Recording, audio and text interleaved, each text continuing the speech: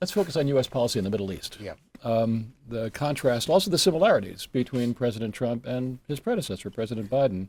Both presidents can be described, I think, quite fairly as pro-Israel, want a strong Israel and want to push back against Israel's adversaries. Both work to advance Israel's regional integration, notably, of course, under President Trump in his first term, the Abraham Accords.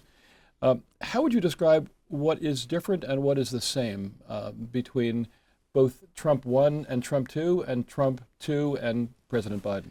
Well, I think you've laid it out pretty well in terms of the similarities. Okay. I think the differences are that Biden, to some extent, as with, frankly, Russia, deterred himself.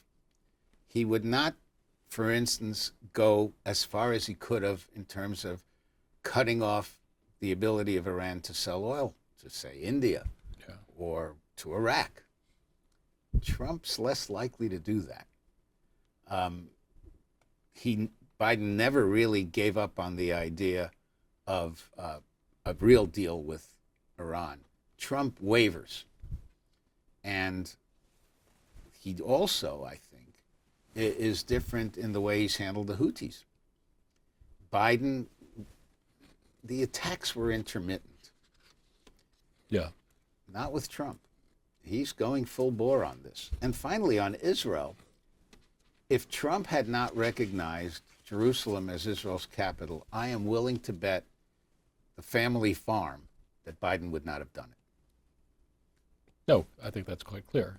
And so you have a sense that Trump is prepared to go just that extra step or two that Biden simply wouldn't go to. And finally, there's one other big change. Not so much from Trump 1, but from Biden, is the relationship with Netanyahu. Now, whether that relationship is healthy for American Jews is a whole other issue. But there's no question that look at that little film he put out, where at the end of the film, he and Netanyahu are sitting on the beach together in their bathing suits. It's kind of surreal. Yeah. But it does tell you a degree of willingness to work with the guy, whereas Biden's quoted as saying he was a son of a bitch. Even though he had a historic relationship with Bibi, I mean, going back like 50 years. But he didn't like him those 50 years. But of course, Biden had other associations with Israel, very deep associations with Israel. You can't take that away from him, absolutely. No, he had those associations. The issue, of course, was they were not the associations that were running Israel. Right. Whereas Trump has no time at all for Bibi's opposition. How would you characterize both Biden's and Trump's attitude toward the Palestinians? Well, Biden clearly cared about them. Yeah. I think there's a lot of merit to caring about them. Yeah. They're people. They deserve an address of their own. But that's a personal view. And a better government. Oh, and a far better government. Yeah. I mean, there's no question.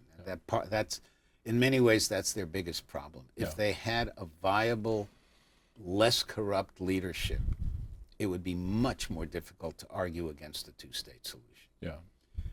Trump doesn't seem to care about them terribly much. I mean, he's ready to move 2 million of them into wherever they can be moved. Yeah.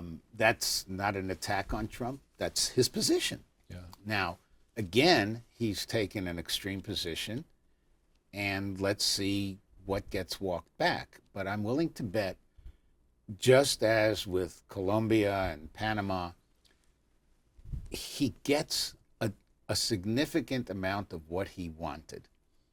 Clearly, the status quo is not the status quo ante before he threw out his extreme position. Right.